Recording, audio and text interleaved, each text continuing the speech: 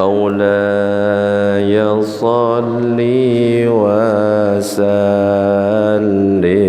دائما أبدا على حبيبك خير الخلق كلهم مولاي صل وسلم دائما أبدا على حبيبك خير الخلق كلهم هو الحبيب الذي ترجى شفاعته لكل هول من الأهوال لمقتحم مولاي صل وسلم دائما أبدا على حبيبك خير الخلق كلهم يا ربي بالمصطفى بلغ مقاصدنا واغفر لنا ما مضى يا واسع الكرم. Assalamualaikum warahmatullahi wabarakatuh. Bismillah walhamdulillah wassalatu wassalamu ala rasulillah Sayyidina Muhammad ibn Abdullah wa ala alihi wa sahbihi wa man walah la hawla wa la quwata illa billah amma ba'du. Nawayna ta'alluma wa ta'lim wa tadhakura wa tadhkir wa naf'a wal intifa' wal ifadata wal istifadah wal hatha ala tamassuki bi kitabillahi wa sunnati rasulihi wa du'a ilal huda wa dalalata ala al khair وابتغاء وجه الله مرضاته وقربه وثوابه سبحانه وتعالى إلى حضرة النبي المصطفى محمد صلى الله عليه وسلم. الفاتحة. أعوذ بالله من الشيطان الرجيم. بسم الله الرحمن الرحيم. الحمد لله رب العالمين الرحمن الرحيم مالك يوم الدين إياك نعبد وإياك نستعين اهدنا الصراط المستقيم صراط الذين أنعمت عليهم غير المغضوب عليهم ولا الضالين آمين. Para jamaah Bapak Ibu yang dirahmati oleh Allah, alhamdulillah pada kesempatan malam ini kita masih diberikan kesehatan oleh Allah, masih diberikan kesempatan untuk bisa melaksanakan sholat maghrib berjamaah.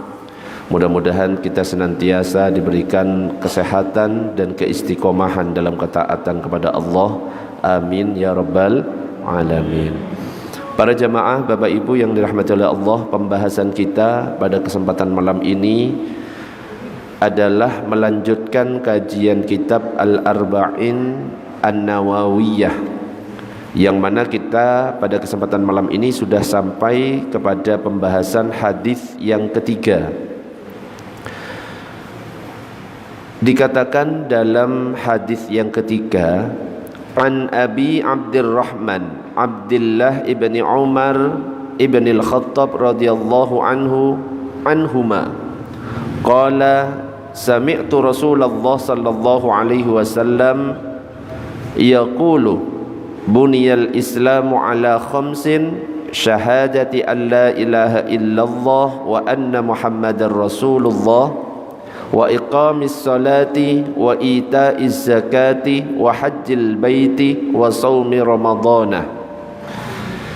Jadi dikatakan di hadis yang ketiga dari Abi Abdurrahman Abdullah ibn Umar ibn Al-Khattab, beliau berkata, aku mendengar Rasulullah sallallahu alaihi wasallam bersabda bahwa Islam itu dibangun atas 5 dasar, yaitu persaksian bahwa tidak ada Tuhan yang berhak disembah melainkan Allah.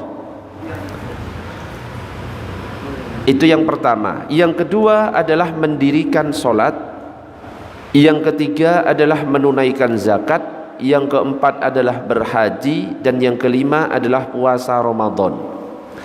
Jadi di hadis yang ketiga ini ternyata masih membahas seputar rukun Islam. Padahal rukun Islam ini sudah dibahas di hadis yang kedua. Karena rukun Islam sudah dibahas di pertemuan-pertemuan sebelumnya, maka di hadis yang ketiga ini yang akan saya bahas adalah tentang keutamaan dari masing-masing rukun Islam. Jadi mulai dari rukun Islam yang pertama syahadat, yang kedua sholat, yang ketiga zakat, yang keempat puasa di bulan Ramadan, yang kelima haji ke Baitullah, akan kita bahas keutamaan-keutamaan dari masing-masing rukun Islam. Kita mulai dari yang pertama, membaca 2 kalimat syahadat. Jadi dikatakan orang yang akhir perkataan dan keyakinannya adalah 2 kalimat syahadat, maka dia itu akan masuk surga. Ini keutamaan dari kalimat syahadat. Dalam hadis yang diriwayatkan oleh Imam Abu Daud itu dikatakan, man kana akhiru kalamihi la ilaha illallah, barang siapa yang akhir perkataannya adalah la ilaha illallah, tentunya otomatis Muhammadur Rasulullah, dakhalal jannah, maka dia akan masuk surga. Jadi syahadat itu ada 2, syahadat atau persaksian kepada Allah, yang kedua syahadat atau persaksian kepada Nabi Muhammad. Dan ini harus dipersaksikan dua-duanya. Bersaksi bahwa tidak ada Tuhan selain Allah dan bersaksi bahwa Nabi Muhammad utusan Allah. Enggak bisa saya percaya kepada Allah tapi saya tidak percaya Nabi Muhammad, tidak bisa. Atau sebaliknya, saya percaya Muhammad itu utusan Allah tapi saya enggak percaya kepada Allah, enggak bisa. Harus dua-duanya imbang. Ini kemuliaan Nabi Muhammad itu luar biasa, disandingkan nama Muhammad dengan namanya Allah. Makanya kalau kita lihat di masjid-masjid kadang-kadang ada tulisan Allah, ada Muhammad. Karena itu memang dulu ketika Nabi Adam ketika diusir oleh Allah, dilaknat karena memakan buah khuldi. Buah khuldi itu yang memberi nama iblis. Ya, khuldi itu artinya keabadian, buah keabadian. Untuk menipu Nabi Adam diberikan nama buah khuldi, buah keabadian. Kamu kalau makan ini nanti abadi di surga. Sebenarnya namanya bukan buah khuldi, ya buah dari pohon, cuma seperti itu. Cuma iblis memberikan nama buah khuldi. Nah, ketika Nabi Adam diusir oleh Allah dari surga karena makan buah khuldi, Nabi Adam itu malu untuk mengangkatkan wajahnya ke atas langit. Senantiasa berdoa minta ampun kepada Allah, dan baru diampuni ketika Nabi Adam itu menyebut nama Muhammad, padahal Nabi Muhammad belum diciptakan. Nabi Muhammad belum diciptakan, Nabi Adam menyebut bijahin Nabi Muhammadin sallallahu alaihi wasallam, ya Rabb, dengan kemuliaan kekasihmu yang bernama Muhammad. Akhirnya Nabi Adam berdoa, Rabbana ya Rabbana zalamna anfusana wa illam taghfir lana wa tarhamna lanakunanna minal khasirin. Itu taubatnya Nabi Adam, menyebut nama Nabi Muhammad, kemudian mohon ampun kepada Allah, diampuni. Allah bertanya, tahu dari mana kamu kata Muhammad itu? Kan saya belum menciptakan makhluknya. Nabi Adam menjawab, ketika engkau ciptakan, saya berdiri, saya melihat di tiang penyangga arsy ada nama Muhammad bersanding dengan namamu. Kalau dia itu tidak mulia, gak mungkin itu disandingkan dengan namamu. Pasti ini adalah kekasihmu, pasti ini adalah makhluk yang mulia yang mungkin akan diciptakan kemudian. Itu Nabi Muhammad. Makanya harus bersaksi, syahadat kepada Allah, syahadat kepada Nabi Muhammad. Bahkan Nabi Adam itu awalnya ketika diciptakan sendirian. Baru Allah menciptakan Siti Hawa dari tulang rusuknya. Nabi Adam ketika itu kok agak beda, disentuh, diingatkan, gak boleh karena masih belum halal. Loh ya apa biar halal? Ya dinikahi.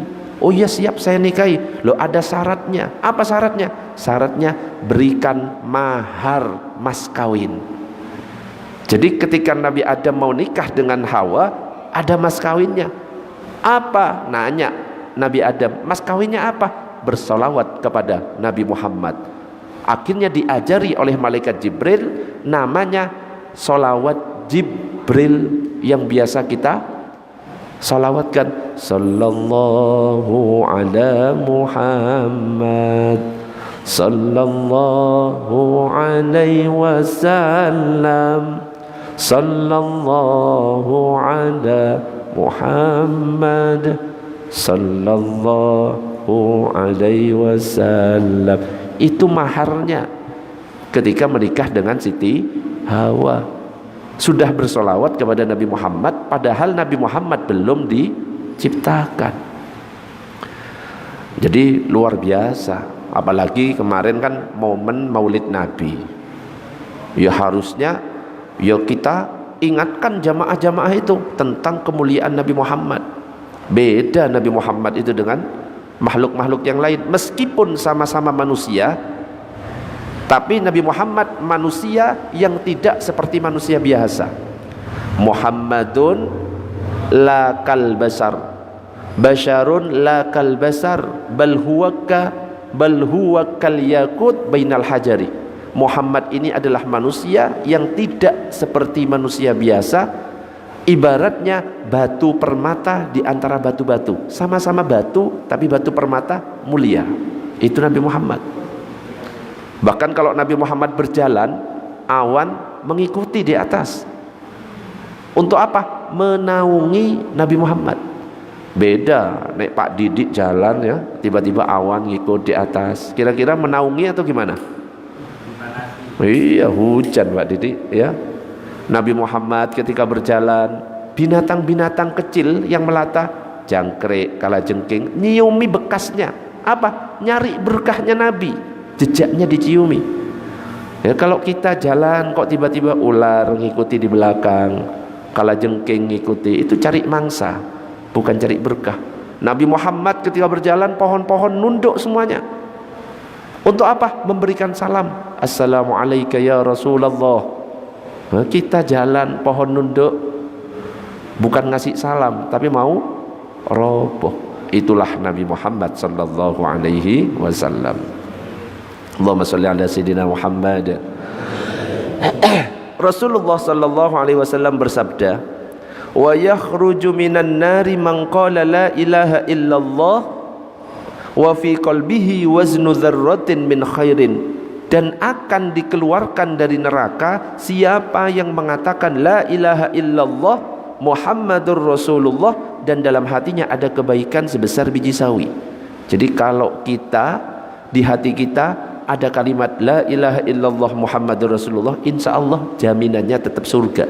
Ustadz, saya pernah bermaksiat. Ya, maksiatnya itu tetap akan dimampirkan ke neraka, tapi selama dia Islam, ada syahadat di dalam hatinya, tetap pada akhirnya orang Islam itu akan diangkat ke surga. Dan ketika orang itu sudah Islam, gak boleh kita mengalirkan darahnya, menyakiti dia juga gak boleh. Makanya pernah saya ceritakan, ada seorang sahabat berperang 1 lawan 1 dengan orang kafir. Orang kafirnya terjatuh, akan dihunuskan pedangnya, akan ditusuk. Ternyata orang kafirnya langsung mengatakan la ilaha illallah Muhammadur Rasulullah. Tapi sang sahabat ini berpikir, halah, dia ingin berlindung supaya nggak dibunuh, terus mati. Maka sampailah cerita itu kepada Rasulullah. Rasulullah marah langsung. Sambil berkata diulang-ulang, apakah engkau membunuh seorang muslim? Apakah engkau membunuh seorang muslim? Apakah engkau membunuh seorang muslim? Sahabat itu bertanya, dia itu cuma ingin perlindungan supaya enggak dibunuh ya Rasulullah. Apakah kamu sudah membelah dadanya hingga kamu tahu isi hatinya? Loh, kalau sudah la ilaha illallah Muhammadur Rasulullah berarti dia Islam. Kita cuma bisa menilai secara zahir. Oh, Islam, ya wes. Mati ya kita urus secara Islam. Jangan kita urus secara batin. Dia enggak pernah sholat Ustaz, urusan dia nanti dengan Allah. Allahumma shalli ala sayyidina Muhammad. Sampai di sini tentang syahadat ada pertanyaan? Monggo sebelum dilanjutkan. Kalau ada pertanyaan silahkan.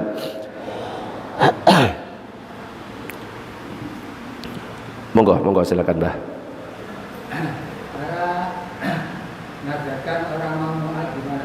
Cara masuk Islam, ya. Bagaimana cara kalau misalkan ada orang masuk Islam? Jadi kalau orang masuk Islam syaratnya bersyahadat. Dianjurkan ngumumkan supaya nanti orang-orang itu ngerti, oh ini sudah masuk Islam, dia sudah menjadi saudara kita semuanya. Makanya biasanya datang ke masjid, ya. Nggak harus di masjid, di rumah boleh. Tapi lebih baik di masjid disaksikan oleh jamaah sehingga jamaah ngerti, oh ini sudah pindah agama Islam, sudah masuk agama Islam, tinggal nanti dituntun oleh ustadznya. Ya kalau seandainya masih belum bisa lancar ngomong syahadat, dituntun asyhadu, ngikut asyhadu alla ilaha illallah wa asyhadu, ngikut wa asyhadu anna Muhammadan Rasulullah. Diartikan sekaligus supaya apa? Ngerti. Saya bersaksi tidak ada Tuhan selain Allah dan saya bersaksi Muhammad utusan Allah. Islam sudah itu, sudah menjadi saudara kita. Gampang sebenarnya. Cukup gitu aja. Ustadz gak ada yang nonton Ustadz, cuma kita berdua Islam. Tapi kalau gak ada yang nonton kan orang gak ngerti kalau dia sudah Islam apa enggak, kan gitu. Ya, disunnahkan untuk diumumkan kalau dia sudah masuk Islam. Ada lagi pertanyaan? Monggo silakan. Monggo.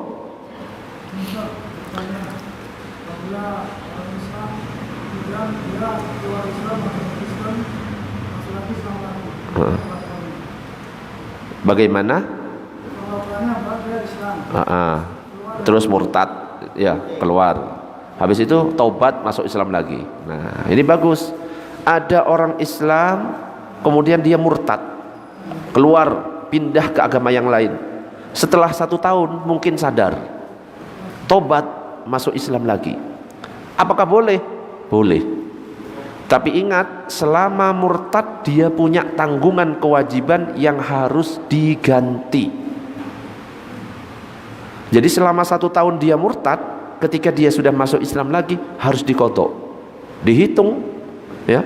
1 tahun itu 365 hari. 1 harinya 5 sholat, 5 kali 365 harus diqadha. Zakat ada berapa kali selama 1 tahun? Ada zakat fitrah atau zakat mal. Silahkan, harus diqadha semuanya. Itu kalau orang Islam kemudian murtad kemudian Islam.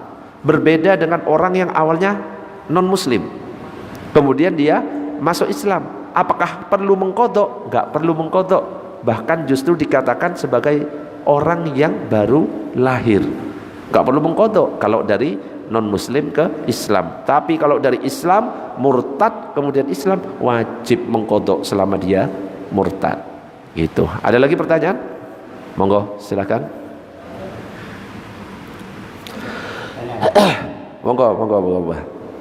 Gimana caranya orang Gimana caranya? Ibadah dan istiqomah. Gimana caranya agar seseorang itu bisa istiqomah, ya gitu ya. Kadang-kadang sekarang sholat maghrib berjamaah, besok wis enggak. Kadang-kadang gitu kan. Sekarang baca Al-Quran 1 juz, besok sudah enggak. Gimana caranya supaya istiqomah? Salah. Apakah ada motivasinya? Ada. Caranya supaya istiqomah, yang pertama, salah satu caranya berteman dengan orang yang juga istiqomah. Kalau berteman dengan orang yang gak istiqomah, misalkan berteman dengan orang yang sukanya nongkrong di warung kopi, kira-kira diajak istiqomah ke warung kopi apa ke masjid? Warung kopi. Ayo rek, nonton bareng Indonesia film apa versus Bahrain, akhirnya selesai kecewa, ya kan? Iya, istiqomah di situ. Tapi kalau berteman dengan orang yang istiqomah ke masjid, istiqomah masjid, gak mungkin orang itu langsung aja ayo nongkrong, gak, pasti ayo sholat dulu, bener gak? Minimal temannya itu dilihat. Makanya kalau kita belajar kitab adab, kalau orang itu pengen mengetahui sifat seseorang, cukup lihat siapa yang dijadikan teman. Kalau temannya baik, insya Allah mirip. Tapi kalau temannya sudah nggak baik, ya mirip-mirip juga. Ya, jadi kalau wes senangnya ngaji, pasti akan diajak ngaji. Ya, jamaah saya misalkan, karena berteman dengan saya, pasti setiap jadwal ngaji saya tak share, ayo ngaji, yang bisa hadir, hadir, pasti saya gitukan. Tapi kalau berteman dengan orang yang suka mabuk-mabukan, ayo rek, kapan nongkrong di sini, kapan ke klub malam ini, loh, pasti rencananya beda. Nah, itu salah satu cara supaya istiqomah, cari teman yang juga istiqomah dalam ketaatan kepada Allah. Ada pertanyaan yang lain? Monggo, kalau ada silakan. Gak ada? Cukup? Lanjut? Lanjut. Allahumma shalli ala sayyidina Muhammad. Jadi yang pertama adalah keutamaan dari kalimat syahadat la ilaha illallah Muhammadur Rasulullah. Man kana akhiru kalamihi la ilaha illallah dakhalal jannah. Siapa yang akhir perkataannya adalah la ilaha illallah Muhammadur Rasulullah, maka masuk surga. Gak gampang. Meskipun sekarang kita bisa mengucapkan, karena nanti ketika orang sudah di akhir-akhir ajalnya, mulut ini akan mengucapkan sesuatu yang biasa diucapkan. Biasa mesa-meso, meso-meso nanti. Bayangkan di akhir ajalnya meso-meso. Tersinggung nggak kira-kira malaikat?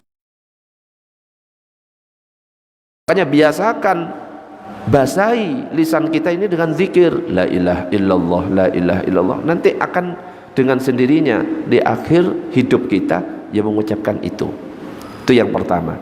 Yang kedua adalah mendirikan sholat.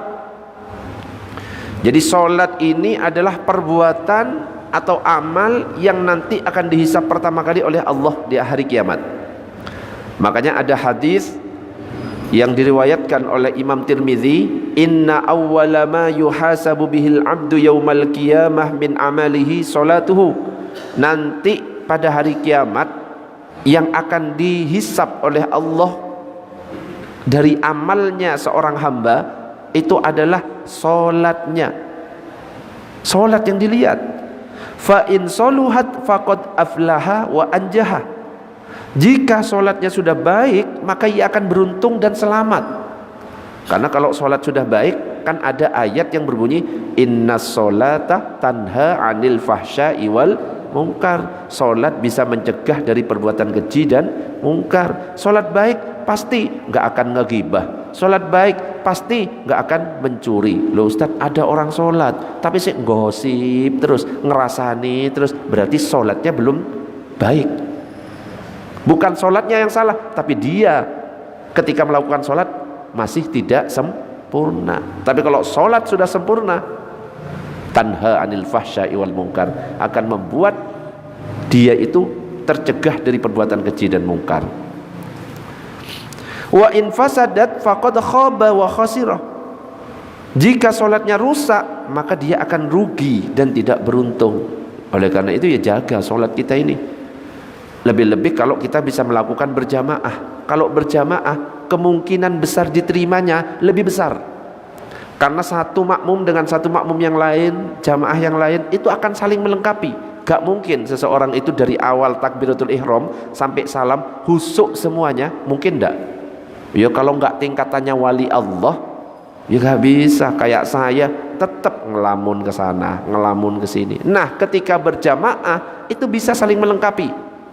Yang ini rukuknya kurang husuk, yang ini husuk, dianggap husuk semuanya. Itu kalau jamaah. Tetapi kalau sholat sendirian, ya sudah, nek nggak husuk ya nggak husuk, nek husuk ya husuk. Makanya usahakan untuk berjamaah. Ibaratnya ada air satu gelas seperti ini, terus saya campuri setetes air kencing. Saya tanya, airnya suci apa najis? Najis. Meskipun satu tetes najis ini, kenapa airnya tidak sampai 2 kullah?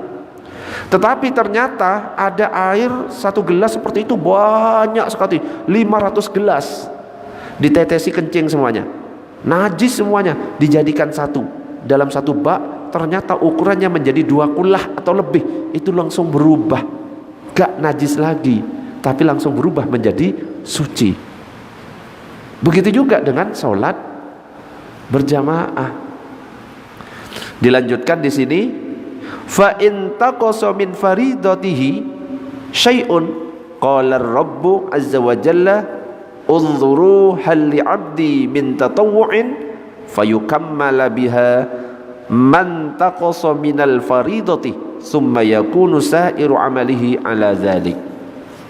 Jika pada amalan fardunya ada yang kurang, maka Allah itu berfirman, coba periksa sunnah-sunnahnya ada enggak. Kalau dia melakukan sesuatu yang sunnah, lengkapi yang fardu itu dengan yang sunnah, sempurnakan yang wajibnya itu. Makanya di samping kita sholat wajib, jangan lupa sholat sunnah qobliyah dan ba'diyahnya. Qobliyah ba'diyah nanti akan menyempurnakan sholat wajib kita yang tidak sempurna. Banyak orang ketika tarawih, habis sholat isya langsung tarawih, gak pakai sholat ba'diyah isya. Padahal pertanyaannya, antara sholat ba'diyah isya yang cuma 2 rakaat dengan sholat tarawih yang 20 rakaat, lebih afdol mana? Lebih afdol ba'diyah isya meskipun 2 rakaat. Kenapa? Ba'diyah isya yang 2 rakaat bisa menyempurnakan sholat isya, tapi sholat tarawih tidak bisa meskipun 20 rakaat. Makanya sempatkan habis sholat isya, ba'diyah isya, baru sholat tarawih. Qobliyah ba'diyah jangan pernah ditinggal, karena nanti akan menyempurnakan. Nabi selalu melakukan 10 rakaat qobliyah ba'diyah, gak pernah ditinggal. Seandainya ditinggal, dikodok sama Nabi. Ada yang masih ingat? 2 rakaat sebelum subuh, jangan ditinggal ini. Bahkan pahalanya luar biasa. Rakaatul fajri khairum minad dunya wa ma fiha. 2 rakaat qobliyah subuh lebih baik daripada dunia seisinya. Makanya jangan cepat-cepat untuk menunggu iqomah itu. Kalau subuh jangan cepat-cepat, ya 5 menit ya kecepatan, minimal 10 menit, kalau bisa 15 menit. Supaya apa? Ngasih kesempatan jamaah yang mungkin agak telat bangunnya bisa sholat 2 rakaat ini. Nabi gak pernah meninggalkan 2 rakaat qobliyah subuh. Ada lagi 2 rakaat qobliyah duhur. Ada lagi 2 rakaat ba'diyah duhur. Ada lagi 2 rakaat ba'diyah maghrib. Ada lagi 2 rakaat ba'diyah isya. Totalnya 10. Nabi tidak pernah meninggalkan. Loh, berarti qobliyah asar gak ada? Ada, cuma ghairu muakkadah, sunnah biasa. Berarti qobliyah maghrib gak ada? Ada, tapi sunnah biasa. Berarti qobliyah isya gak ada? Ada, cuma sunnah biasa. Yang sunnahnya sangat dikuatkan, yang pakai banget sunnahnya, ya cuma 10 rakaat. 2 rakaat qobliyah subuh, 2 rakaat qobliyah duhur, 2 rakaat ba'diyah duhur, 2 rakaat ba'diyah maghrib, 2 rakaat ba'diyah isya. Ini 10 gak pernah ditinggal. Kalau yang lainnya kadang-kadang dilakukan, kadang-kadang ditinggal. Allahumma shalli ala sayyidina Muhammad. Ada pertanyaan sebelum dilanjut? Ya, silakan. Tentang kalau kita terkadang habis maghrib ini ya pengajian ya, terus kita terlambat salat maghrib, artinya terlambat ikut jamaah imam maksudnya. Terus kita salat sendiri atau mungkin jamaah dengan orang lain. Terus setelah itu kan ceramahnya sudah mulai. Setelah kita salam habis salat maghrib itu, mending mendengarkan pengajian apa ba'diyah maghrib? Nah, ya, datangnya telat, sudah sholat maghrib, pengajiannya sudah mulai. Lebih baik ba'diyah maghrib atau langsung ikut pengajian? Emang ba'diyah maghribnya Pak Rizky 1 jam? Enggak kan ya? Paling 2 menit ya Pak Rizky ya. Ya sholat ba'diyah dulu lah. Ya yang rukun-rukun, Fatihah, surat pendeknya enggak usah. Ruku, subhanallah wa bihamdi. Sah apa enggak? 1 kali? Sah. Bisa kan? Kalau seandainya enggak sholat, orang yang duduk di majelis seperti ini ibaratnya sholat 1000 rakaat loh. Katanya Imam Ghazali, siapa yang mampu sholat 1000 rakaat? Wong terawih aja 20 loh kadang-kadang apa? Sek ngeluh. Padahal wis cepet ya. Kalau terawihnya NU kan cepet. Itu ya sek ngeluh. Wong saya ya banyak diprotes kok. Padahal saya sudah cepet, masih diprotes. Jadi ngimami di wage, saya kalau ngimami itu cepat. Bismillahirrahmanirrahim. Alhamdulillahirabbil alamin arrahmanir rahim maliki yaumiddin iyyaka na'budu wa iyyaka nasta'in. Ihdinas siratal mustaqim siratal ladzina an'amta 'alaihim ghairil maghdubi 'alaihim waladdallin. Amin. Ini wis cepat kan ya? Ketika saya selesai, assalamualaikum warahmatullahi, assalamualaikum warahmatullahi, dicolek. Wah, kecepetan ini, jangan-jangan yang nyolek mbah-mbah tak toleh nggih Mbah, mohon maaf Ustaz, saya kira kecepetan, kurang banter Ustaz. Loh kayak gitu loh sih, kurang banter. Akhirnya ya tambah semangat saya. Saya ditantang banter ya tambah semangat. Yang biasanya saya bilang softnya diluruskan, dirapatkan, saya ubah. Silahkan siapkan SIM, STNK, pakai helm dan sabuk pengaman biar nggak ditilang polisi. Langsung tak ngebut. Saya ditantang kok. Itu pun ya saya males-malesan. Nabi sholat 2 rakaat dari habis isya sampai subuh baru selesai. Itu Nabi. Makanya dikatakan ketika Nabi sholat kakinya sampai bengkak. Nabi sudah dapat jaminan surga, sudah diampuni dosa-dosanya. Oh kita dosanya wakeh, sholatnya cepat ya. Ya termasuk saya cepat juga ya. Allahumma shalli ala sayyidina Muhammad. Ada pertanyaan yang lain? Monggo silakan kalau ada sebelum dilanjut. Lanjut dulu. Jadi orang yang mendirikan sholat 5 waktu dengan sempurna, maka dia dijanjikan masuk surga oleh Allah. Jadi ada 5 solat yang diwajibkan oleh Allah Tabaraka wa Ta'ala atas para hamba, yang siapa menunaikannya tanpa menyia-nyiakannya dengan menganggap remeh kewajibannya, maka Allah berjanji akan memasukkannya ke dalam surga. Barang siapa yang tidak menunaikan, maka Allah tidak berjanji akan masukkan ke dalam surga. Tapi bisa saja jika Allah berkehendak akan mengazab, jika berkehendak akan merahmatinya. Kalau bisa jangan sampai ditinggal. Karena kalau orang meninggalkan sholat kemungkinan cuma 2, fasik, kafir. Fasik, kafir. Ini orang yang meninggalkan sholat.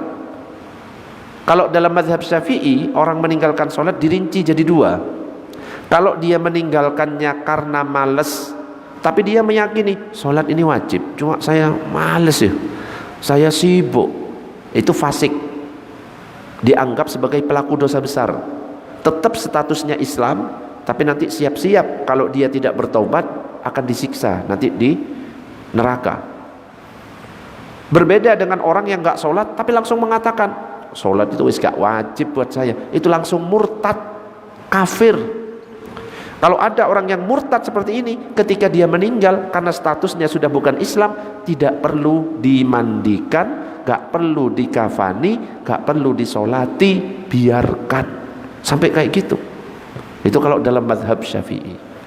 Makanya dijaga baik-baik sholat 5 waktu.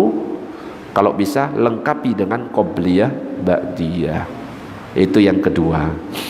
Yang ketiga adalah menunaikan zakat. Jadi zakat itu mensucikan diri dan harta manusia. Siapa tahu di harta kita ada hak-haknya orang lain, maka dikeluarkan lewat zakat. Khudh min amwalihim shadaqatan tutahhiruhum wa tuzakkihim biha. Ambillah zakat dari harta mereka, zakat itu akan bisa mensucikan mereka. Jadi ada zakat fitrah yang bisanya kita lakukan saat bulan Ramadan sampai Idul Fitri. Ada zakat mal, ya, zakat profesi dan zakat emas dan perak dan lain-lainnya. Itu wajib harus kita tunaikan. Kalau zakat fitrah itu terakhir dilakukan itu sampai sebelum sholat Id. Itu waktu yang paling afdol. Tapi dari awal sudah bisa dilakukan. Dan jangan sampai salah ketika kita memberikan zakat fitrah itu, karena bisa jadi zakat fitrah kita tidak sah.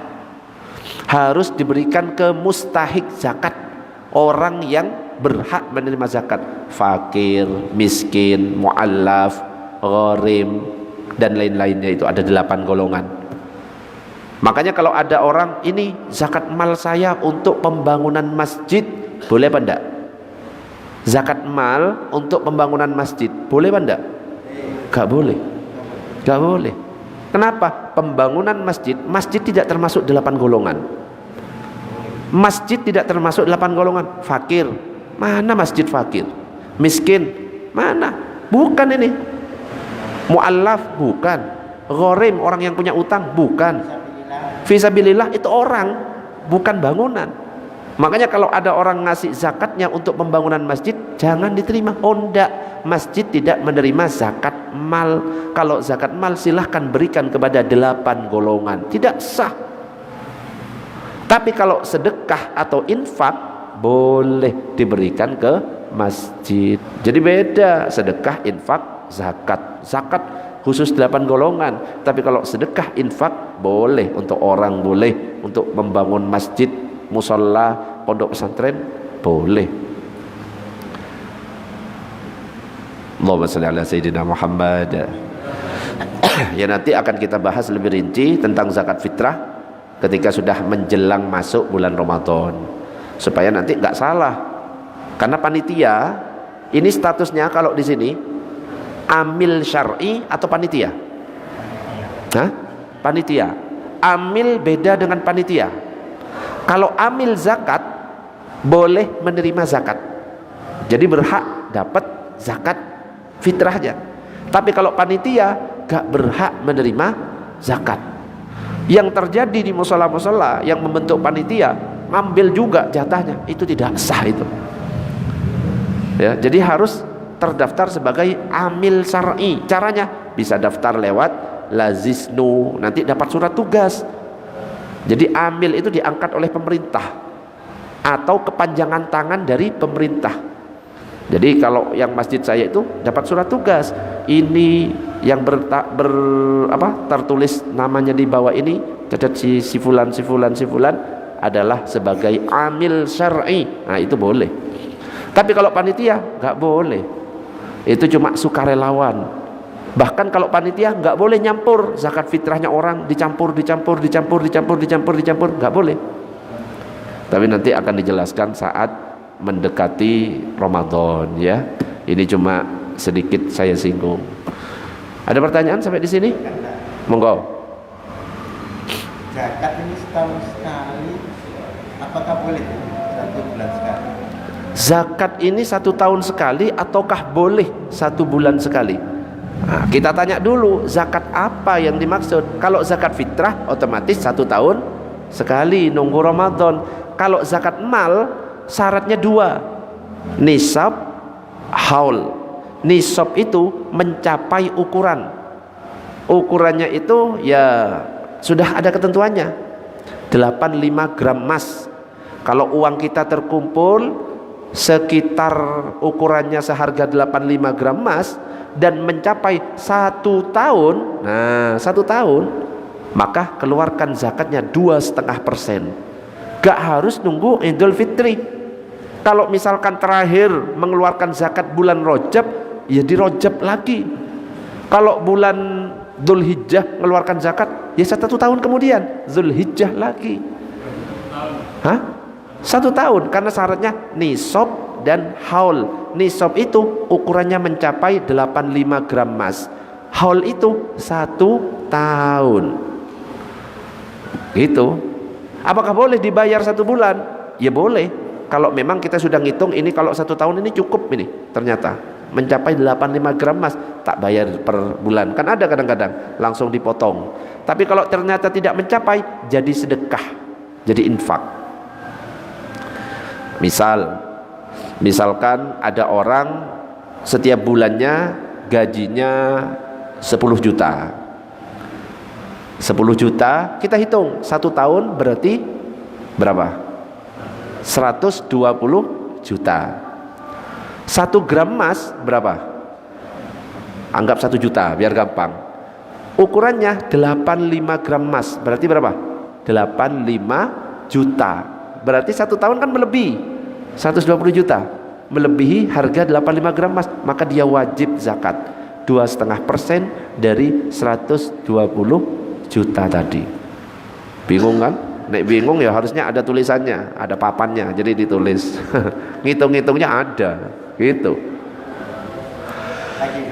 Boleh. Panitia tidak boleh menerima zakat. Betul. Tapi sedekah boleh. Boleh. Zakat nggak boleh, tapi sedekah boleh. Sedekah boleh. Sedekah boleh, infak boleh. Tapi kalau zakat khusus 8 golongan. Karena panitia tidak termasuk 8 golongan. Beda antara panitia dan amil zakat. Tapi kalau sebagai amil boleh dapat jadinya. Nah, caranya jadi amil, daftar. Harus daftar. Kalau nggak daftar ya nggak bisa. Daftar, nanti akan dikasih surat tugas. NU terdekat di sini. Daftarnya di mana? NU di sini cabang apa? Cabang apa berarti? Desa apa, Bah? Grudo. Ada kan? Nah, ada ranting Grudo. Saya mau daftarkan masjid saya sebagai apa? Amil zakat syar'i. Dibuatkan itu, wes gampang, enak. Ya. Mencampur zakatnya orang boleh jadinya. Jadi beda caranya. Hah? Lo harus semangat lagi ya.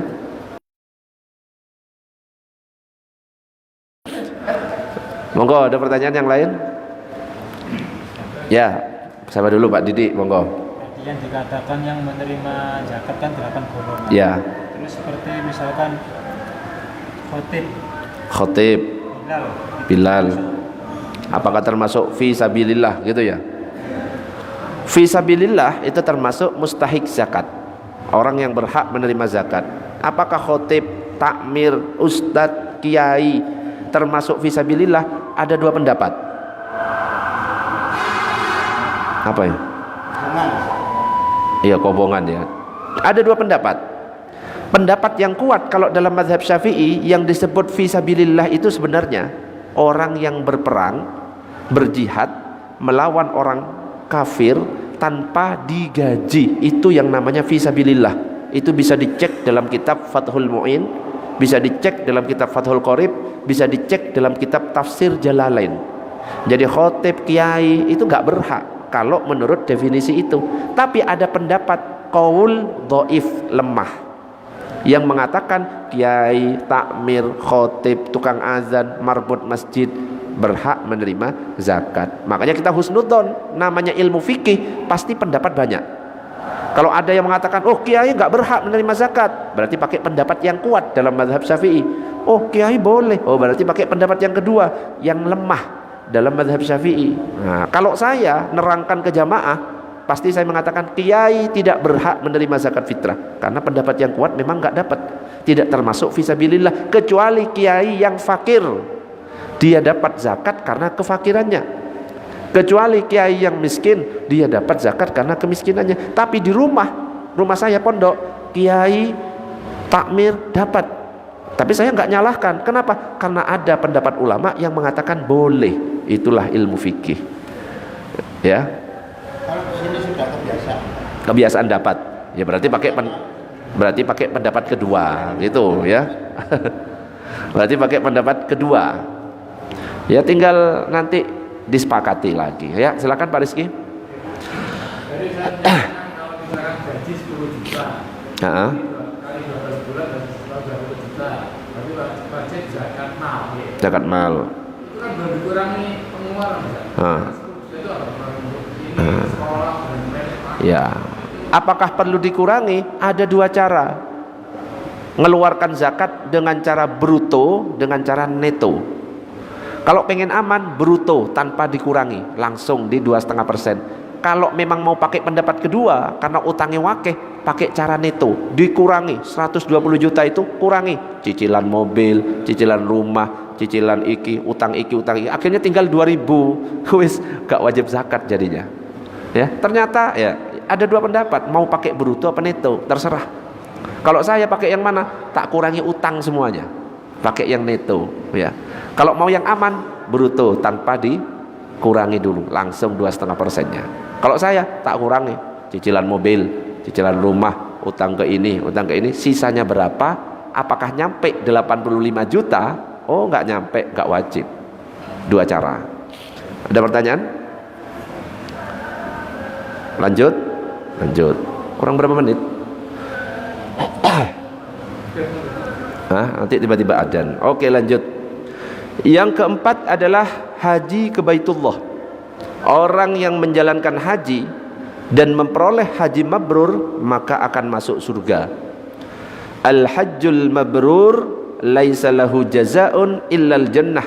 Haji mabrur tidak ada balasan baginya melainkan surga. Jadi hanya bagi yang mampu. Kalau enggak mampu berarti tidak ada kewajiban. Ustadz, haji ini kan nunggunya sampai 30 tahun sampai 35 tahun sekarang. Gimana kalau saya umroh duluan? Apakah boleh? Boleh. Nabi dulu umroh sebelum haji. Nah, terakhir karena kurang satu, puasa Ramadan. Orang yang berpuasa Ramadan atas keimanan dan keikhlasan diampuni dosa-dosanya. Seperti yang biasanya disampaikan, wa man shoma ramadhana imanan wa ihtisaban ghufira lahu ma taqaddama min dzambi. Siapa yang melaksanakan puasa Ramadan karena iman kepada Allah, mengharap pahala dari Allah, maka diampuni dosa-dosa yang telah dilakukan. Wallahu a'lam bissawab. Kita akhiri dengan doa kafaratul majlis. Subhanakallahumma wa bihamdika asyhadu an la ilaha illa anta astaghfiruka wa atubu ilaik. Assalamualaikum warahmatullahi wabarakatuh.